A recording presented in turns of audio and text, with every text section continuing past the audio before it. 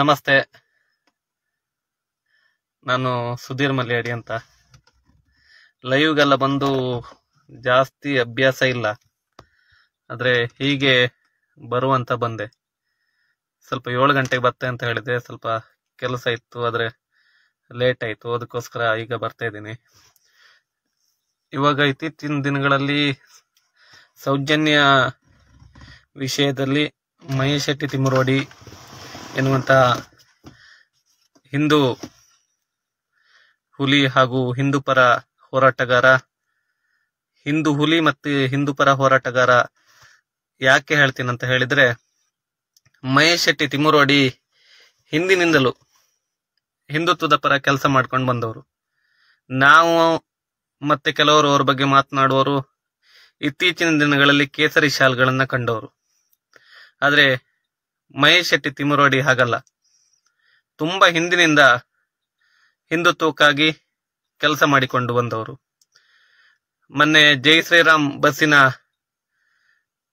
Driver ಆಗಿದ್ದವರು ಹೇಳ್ತಾ ಇದ್ರು, ಆಗಿನ ಕಾಲದಲ್ಲಿ ಮಂಗಳೂರು ಆಚೆ ಈಚೆ ಎಲ್ಲ ಹಿಂದೂ ಸಮಾಜೋತ್ಸವ ಆದ್ರೆ ಮಹೇಶ್ ಶೆಟ್ಟಿ ತಿಮ್ಮರೋಡಿ ಅವರೇ ಜನರನ್ನ ಕರ್ಕೊಂಡು ಬರ್ಬೇಕಂತ. ಹಾಗೆ ಸಂಘಟನೆ ಮಾಡ್ತಾ ಇದ್ದವರು ಮಹೇಶ್ ಶೆಟ್ಟಿ ತಿಮ್ಮರೋಡಿ ಅವರು. ಮಹೇಶ್ ಅಣ್ಣನ ಹುಡುಗರು ಯಾವತ್ತು ಮಹೇಶ್ ಅಣ್ಣನ ಬಿಟ್ಕೊಡುವುದಿಲ್ಲ.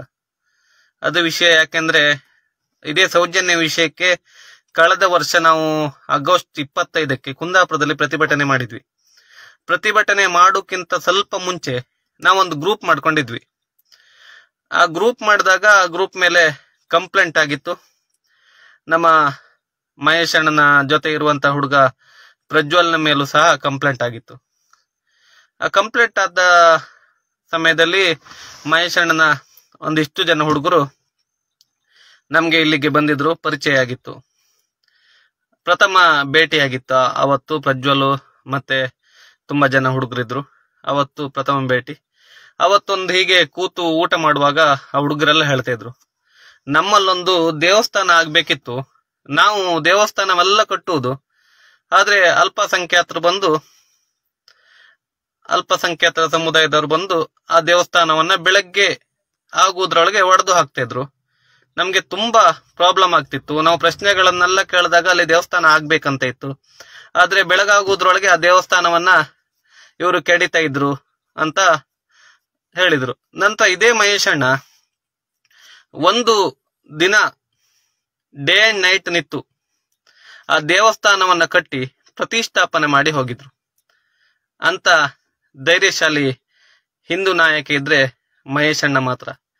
ಮಹೇಶ್ ಅಣ್ಣನ ಬಗ್ಗೆ ನೀವು ತುಂಬಾ ಮಾತನಾಡ್ಬೋದು, ಅವರು ಹಾಗೆ ಹೀಗೆ. ಈಗ ಮಹೇಶ್ ಅಣ್ಣನ ಬಗ್ಗೆ, ಮಹೇಶ್ ಅಣ್ಣ ಹಾಗೆ ದುಡ್ಡು ತಗೊಂಡಿದ್ರು, ಹೋರಾಟ ಮಾಡ್ತಿದ್ರು, ಒಂದು ದಾಖಲೆಗಳನ್ನ ಕೊಡಿ. ಮಹೇಶ್ ಅಣ್ಣ ದುಡ್ಡು ತಗೊಂಡಿದ್ರಂತ ಒಂದು ದಾಖಲೆಗಳನ್ನ ಕೊಡಿ, ನಾವು ಸೌಜನ್ಯ ಹೋರಾಟವನ್ನ ಬಿಡ್ತೇವೆ. ಮಹೇಶ್ ಅಣ್ಣ ಸ್ವಾರ್ಥಕ್ಕಾಗಿ ಮಾಡ್ತಿದಾರಂತ ಹೇಳಿ ಸೌಜನ್ಯ ಹೋರಾಟವನ್ನ ಬಿಡ್ತೇವೆ. ಯಾಕೆಂದ್ರೆ ಸ್ವಾರ್ಥಕ್ಕಾಗಿ ಹೋರಾಟ ಮಹೇಶ್ ಅಣ್ಣ ಮಾಡ್ತಿಲ್ಲ. 12 ವರ್ಷಗಳಿಂದ ಕಾಲಿಗೆ ಚಪ್ಪಲ್ ಹಾಕುವುದಿಲ್ಲ, ನಾನ್ ವೆಜ್ ತಿನ್ನುವುದಿಲ್ಲ, ದೀಕ್ಷೆ ತಕೊಂಡು ಈ ಹೋರಾಟಕ್ಕಾಗಿ ಇಳಿದಿದ್ದಾರೆ. ಅದು ಒಂದು ಹಿಂದೂ ಹುಡುಗಿಗೆ ನ್ಯಾಯ ಸಿಗಬೇಕೆನ್ನುವಂತ ಉದ್ದೇಶದಿಂದ ಮಾತ್ರ ಮಹೇಶ್ ಅಣ್ಣ ಈ ಹೋರಾಟಕ್ಕೆ ಇಳಿದಿದ್ದಾರೆ. 12 ವರ್ಷದಿಂದ ಒಬ್ಬ ವ್ಯಕ್ತಿ ಒಂದೇ ವಿಷಯ ಇಟ್ಕೊಂಡು ಹೋರಾಟ ಮಾಡ್ಲಿಕ್ಕೆ ನಿಮ್ಮಿಂದ ಸಾಧ್ಯ ಇಲ್ಲ, ನಮ್ಮಿಂದ ಸಾಧ್ಯ ಇಲ್ಲ. ಅದು ಮಹೇಶ್ ಅಣ್ಣನ ಹತ್ರ ಮಾತ್ರ ಸಾಧ್ಯ. ಇತ್ತೀಚಿನ ದಿನಗಳಲ್ಲಿ ಆ ಹೋರಾಟವನ್ನು ಮಾಡಬಾರ್ದು ಅನ್ನುವಂತ ಶ್ರೇಯಗಳನ್ನ ಮಹೇಶ್ ಅಣ್ಣನ ಮೇಲೆ ತಂದಿದ್ದಾರೆ.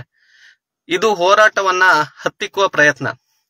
ನೀವು ನೆನ್ಪು ಮಾಡ್ಕೊಳ್ಳಿ, ಸ್ವಾತಂತ್ರ್ಯ ಹೋರಾಟದಲ್ಲಿ ಬ್ರಿಟಿಷರು ಇದೇ ರೀತಿ ಮಾಡಿ ಹೋರಾಟವನ್ನ ಹತ್ತಿಕ್ಕುವ ಪ್ರಯತ್ನಗಳನ್ನ ಮಾಡ್ತಾ ಇದ್ರು. ಆ ಹೋರಾಟ ಹತ್ತಿಕ್ಕಿದ್ರೆ ಇವತ್ತಿಗೆ ನಮ್ಗೆ ಸ್ವಾತಂತ್ರ್ಯ ಸಿಗ್ತಾ ಇರ್ಲಿಲ್ಲ. ಮಹೇಶ್ ಅಣ್ಣ ವಿಷಯದಲ್ಲೂ ಹಾಗೆ. ಮಹೇಶ್ ಅಣ್ಣನ ಹೋರಾಟವನ್ನ ಹತ್ತಿಕ್ಕಿದ್ರೆ ಸತ್ತಂತ ಹಿಂದೂ ಹುಡುಗಿ ಸೌಜನ್ಯಳಿಗೆ ನ್ಯಾಯ ಸಿಗುವುದಿಲ್ಲ. ಅಲ್ಲ, ನಿಮ್ಗೆ ಅಷ್ಟು ಇದ್ರೆ ಯಾಕೆ ಸ್ಟೇ ತರ್ತೀರಾ? ನೀವು ಮಾಡ್ಲಿಲ್ಲ ಅಂದ್ರ ಮೇಲೆ ಯಾಕೆ ಸ್ಟೇ ತರ್ತೀರಾ? ಮಹೇಶ್ ಅಣ್ಣ ಹೋರಾಟ ಮಾಡ್ಕೊಂಡು ಹೋಗ್ಲಿ ಅಲ್ಲ ಆ ವಿಷಯದಲ್ಲಿ. ಮಹೇಶ್ ಅಣ್ಣ ಒಬ್ಬ ಧೀಮಂತ ನಾಯಕ. ಅವರ ಜೊತೆ ಹುಡುಗರನ್ನ ಯಾವತ್ತೂ ಬಿಟ್ಕೊಡುವುದಿಲ್ಲ. ಮತ್ತೆ ಸೌಜನ್ಯ ವಿಷಯದಲ್ಲಿ ಅವ್ರು ಯಾವತ್ತೂ ಹಿಂದೆ ಹೋಗುವುದಿಲ್ಲ ಅನ್ನೋಂತ ದೃಢ ನಿರ್ಧಾರ ನಮ್ಮೆಲ್ಲರ ಹತ್ರ ಇದೆ. ಸೌಜನ್ಯ ಎನ್ನೋ ಹುಡುಗಿ ಅದೇ ನಿಮ್ಮ ಮನೆಯಲ್ಲಿ ನಮ್ಮ ಮನೆಯಲ್ಲಿ ಇದ್ದಿದ್ರೆ ಇವಾಗ ನಾವು ನ್ಯಾಯ ಕೇಳ್ತಾ ಇಲ್ವಾ? ಇದೇ ಸೌಜನ್ಯ ಹೋರಾಟ ನಾವು ಆಗಸ್ಟ್ ಅಲ್ಲಿ ಕುಂದಾಪುರದಲ್ಲಾದಾಗ ನಮ್ಮ ಬಗ್ಗೆ ಅಪಪ್ರಚಾರ, ತುಂಬಾ ಅಪಪ್ರಚಾರಗಳನ್ನ ಮಾಡಿದ್ರು. ಟ್ರೋಲ್ಗಳನ್ನ ಮಾಡಿದ್ರು. ಆದ್ರೂ ನಾವು ತಲೆ ಕೆಡಿಸ್ಕೊಂಡಿಲ್ಲ. ಯಾಕೆಂದ್ರೆ ಮಹೇಶ್ ಅಣ್ಣ ನ್ಯಾಯಯುತವಾಗಿ ಇದ್ದಾರೆ. ಮಹೇಶ್ ಅಣ್ಣನ ಜೊತೆ ನಾವು ಯಾವಾಗ್ಲೂ ಇರ್ತೇವೆ ಎನ್ನುವಂತ ಉದ್ದೇಶದಿಂದ ನಾವು ಮಹೇಶ್ ಅಣ್ಣನ ಜೊತೆ ಇದ್ದೇವೆ. ಇದೀಗ ಅದೇ ಅಂತ ನಾಯಕನ ಹೋರಾಟವನ್ನ ಹತ್ತಿಕ್ಕುವ ಪ್ರಯತ್ನಗಳು ಮಾಡ್ತಾ ಇದ್ದಾರೆ. ದೇಶದಲ್ಲಿ ಮಹೇಶ್ ಅಣ್ಣ ಯಾವುದೇ ಹೋರಾಟದಲ್ಲಿ ಭಾಗಿಯಾಗಬಾರ್ದು ಎನ್ನುವಂತಹ ಆದೇಶಗಳನ್ನ ತರ್ತಾರೆ. ಈ ಆದೇಶ ಎಷ್ಟರ ಮಟ್ಟಿಗೆ ಸರಿ? ನ್ಯಾಯಾಂಗಕ್ಕೆ ನಾವು ತಲೆ ಬಾಗ್ಲೇಬೇಕು. ಆದ್ರೆ ಒಂದು ಅನ್ಯಾಯದ ವಿರುದ್ಧ ಹೋರಾಟ ಮಾಡ್ತಿರುವಾಗ ಆ ಅನ್ಯಾಯದ ವಿರುದ್ಧ ಹೋರಾಟ ಮಾಡ್ಲೇಬಾರ್ದು ಎನ್ನುವಂತಹ ಆದೇಶಗಳನ್ನು ತಂದ್ರೆ ಹೇಗೆ? ಹಾಗಾದ್ರೆ ಸೌಜನ್ಯನ ಕೊಂದಿದ್ದ್ಯಾರು? ಸಂತೋಷ್ ರಾವ್ ಆಗಿದ್ರೆ ದೇಶದ ಉನ್ನತ ಸಂಸ್ಥೆ ಸಿಬಿಐ ಸಂತೋಷ್ ರಾವ್ನನ್ನ ನಿರಪರಾಧಿ ಅಂತ ಬಿಟ್ಟು ಬಿಡ್ತಿತ್ತ? ಸಣ್ಣ ಎವಿಡೆನ್ಸ್ ಸಿಕ್ಕಿದ್ರು ಸಾಕು, ಸಂತೋಷ್ ರಾವ್ ಇವತ್ತು ಜೈಲಿನಲ್ಲಿ ಇರ್ತಿದ್ದ. ಆ ಎವಿಡೆನ್ಸೇ ಸಿಬಿಐ ಅವರಿಗೆ ಸಿಗ್ಲಿಲ್ಲ. ಸಿಬಿಐ ಅಂದ್ರೆ ದೇಶದ ಉನ್ನತ ತನಿಖಾ ಸಂಸ್ಥೆ, ಅವರಿಗೆ ಸಹ ಅದನ್ನ ತನಿಖೆ ಭೇದಿಸಲಾಗ್ಲಿಲ್ಲ. ಹಾಗಾದ್ರೆ ಸೌಜನ್ಯ ಕೊಂದಿದ್ದ್ಯಾರು? ಆ ಕೊಂದವರು ಯಾವ್ದಾದ್ರು ಬೇಕಲ್ಲ. ಈಗ ಸೌಜನ್ಯನ್ನೇ ಸಂತೋಷ್ ರಾವೇ ಕೊಂದಿರ್ಲಿ, ಅವನೇ ಆರೋಪಿ ಆಗಿರ್ಲಿ, ಅಪರಾಧಿ ಆಗ್ಲಿ, ಅವನಿಗೆ ಶಿಕ್ಷೆ ಆಗ್ಬೇಕಲ್ಲ. ಈ ವಿಷಯದಲ್ಲಿ ಅಪರಾಧಿ ಅಲ್ಲ ಅವನು, ಅವನಿಗೆ ಶಿಕ್ಷೆ ಆಗ್ಲಿಲ್ಲ. ಕೊಂದವರು ಯಾರು ಬೇಕಲ್ಲ, ಅದನ್ನೇ ಮಹೇಶ್ ಅಣ್ಣ ಕೇಳ್ತಾ ಇರೋದು. ಈ ಕೊಂದವರು ಯಾರು ಕೇಳಿದ್ರೆ ತಪ್ಪ? ಹಾಗಾದ್ರೆ ಕೊಂದವರ ಪರ ನಿಲ್ಲುವುದಾ ಈ ಸಮಾಜದಲ್ಲಿ?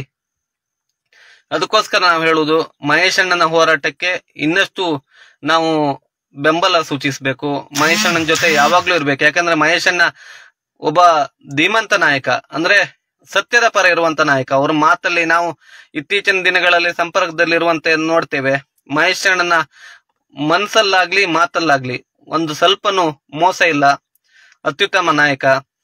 ಮಹೇಶ್ ಅಣ್ಣನ ಹೋರಾಟದ ಜೊತೆ ನಾವೆಲ್ಲರೂ ನಿಲ್ಬೇಕು. ಅವ್ರು ಯಾವುದೇ ಹೋರಾಟ ಮಾಡ್ರು ಅದು ನ್ಯಾಯ ಸಮ್ಮತವಾಗಿ ಮಾಡ್ತಾರೆ ಎನ್ನುವಂತ ವಿಶ್ವಾಸ ನಮ್ ಜೊತೆ ಇದೆ. ಅದರಿಂದ ಮಹೇಶ್ ಅಣ್ಣನ ಹೋರಾಟದ ಜೊತೆ ನಿಲ್ಲಿ. ಸೌಜನ್ಯ ಹೋರಾಟಗಾರರು ಯಾರಿಗೂ ಕಷ್ಟಗಳು ಬಂದಿಲ್ಲ. ಸೌಜನ್ಯ ಹೋರಾಟಗಾರರೆಲ್ಲೂ ಒಳ್ಳೆ ರೀತಿಯಿಂದ ಇದ್ದಾರೆ. ಯಾಕಂದ್ರೆ ಅವರು ಸತ್ಯದ ಮಾರ್ಗದಲ್ಲಿದ್ದಾರೆ. ಅವರಿಗೆ ದೇವರು ಯಾವತ್ತೂ ಕೆಟ್ಟದನ್ನ ಮಾಡುವುದಿಲ್ಲ ಎನ್ನುವಂತಹ ನಂಬಿಕೆ ನಮ್ಮ ಜೊತೆ ಇದೆ. ಯಾಕೆಂದ್ರೆ ಸೌಜನ್ಯ ಎನ್ನುವಂತ ಹಿಂದೂ ಹುಡುಗಿಗೆ ಅನ್ಯಾಯ ಆಗಿದೆ. ಆ ಹುಡುಗಿ ಸತ್ತಿದ್ದು ಹೌದು, ಹೀನವಾಗಿ ಅತ್ಯಾಚಾರವಾಗಿ ಸತ್ತು ಬಿದ್ದಿದ್ದು ಹೌದು, ಅತ್ಯಾಚಾರಿಗಳು ತಿಂದು ಮುಗಿಸಿದ್ದು ಹೌದು, ಎಲ್ಲ ಗೊತ್ತಿರುವಂತಹ ವಿಷಯ. ಇತ್ತೀಚಿನ ದಿನಗಳಲ್ಲಿ ಗಿರೀಶ್ ಮಟ್ಟಣ್ಣ ಅವರು ಬಂದು ಅತಿ ಹೆಚ್ಚು ಸಾಕ್ಷಿಗಳನ್ನ ಕಲೆ ಹಾಕಿದ್ರು. ಆದ್ರೂ ನ್ಯಾಯಾಲಯದ ಸಣ್ಣ ಪುಟ್ಟ ತೊಡಕುಗಳಿಂದ ಈ ಕೇಸ್ ಹಾಗೆ ಉಳಿದಿದೆ. ಆದ್ರೆ ಮಹೇಶ್ ಅಣ್ಣ ಈ ಕೇಸಿನಲ್ಲಿ ಹೋರಾಡ್ತಾ ಇದ್ದಾರೆ. ವೈಯಕ್ತಿಕವಾಗಿ ಅದೆಷ್ಟೋ ಕೇಸುಗಳು ಬಿದ್ದಿವೆ, ಕೋಟಿಗಟ್ಟಲೆ ಕೇಸುಗಳು ಬಿದ್ದಿವೆ. ಇವ್ರ ಜೊತೆ ಗಿರೀಶ್ ಮಟ್ಟಣ್ಣವರು, ಟಿ ಜಯಂತು, ಮತ್ತೆ ತಮ್ಮಣ್ಣ ಶೆಟ್ಟಿ, ಇವರೆಲ್ಲ ಹೋರಾಡ್ತಾ ಇದ್ದಾರೆ. ಇವರಿಗೆ ನಾವು ಯಾವತ್ತೂ ಬೆಂಬಲ ಸೂಚಿಸಿ ಅವ್ರ ಜೊತೆ ನಿಲ್ಲುವ. ಯಾಕಂದ್ರೆ ಅವರು ಯಾವತ್ತೂ ನ್ಯಾಯ ತಪ್ಪಿ ಹೋಗುವುದಿಲ್ಲ ಅಂತ ವಿಶ್ವಾಸ ನನಗಂತೂ ಈ 1 ವರ್ಷದಲ್ಲಿ ನಂಗೆ ಸಂಪೂರ್ಣವಾಗಿ ಮೂಡಿದೆ. ಹಾಗೆ ಇವ್ರ ಜೊತೆ ಇರುವಂತಹ ಯೂಟ್ಯೂಬರ್ಸ್, ಯಾವುದೇ ಲಾಭ ಬಯಸದೆ ಯೂಟ್ಯೂಬರ್ಸ್ ಇವ್ರ ಜೊತೆ ತುಂಬಾ ದಿನದಿಂದ ವರದಿ ಮಾಡ್ತಾ ಇದ್ದಾರೆ. ನ್ಯಾಷನಲ್ ಚಾನೆಲ್ಗಳು ಯಾವುದೇ ವರದಿ ಮಾಡ್ತಿದ್ರು, ಯೂಟ್ಯೂಬರ್ಸ್ ಗಳು ವರದಿ ಮಾಡ್ತಿದ್ದಾರೆ. ಅವ್ರ ಜೊತೆ ನಾವು ನಿಲ್ಬೇಕು. ಅದರಿಂದ ಮಹೇಶ್ ಅಣ್ಣನ ಜೊತೆ ನಾವು ಗಟ್ಟಿ ನಿಲ್ಲುವ. ಮಹೇಶ್ ಅಣ್ಣನ ಹೋರಾಟದಲ್ಲಿ ನಾವು ಕೈ ಜೋಡಿಸುವ ಎನ್ನುವಂತಹ ಒಂದು ನಾನು ನಿಮ್ಗೆ ರಿಕ್ವೆಸ್ಟ್ ಮಾಡ್ತಾ ಧನ್ಯವಾದ. ಮತ್ತೆ ಮಹೇಶ್ ಅಣ್ಣ ಯಾವ ಹೋರಾಟ ಕರೆದ್ರು ನಾವು ಅವ್ರ ಜೊತೆ ನಿಲ್ತೇವೆ ಎನ್ನುವಂತ ವಿಶ್ವಾಸವನ್ನ ಮಹೇಶ್ ಅಣ್ಣಗೆ ನಾವು ತುಂಬುತ್ತೇವೆ. ಧನ್ಯವಾದಗಳು.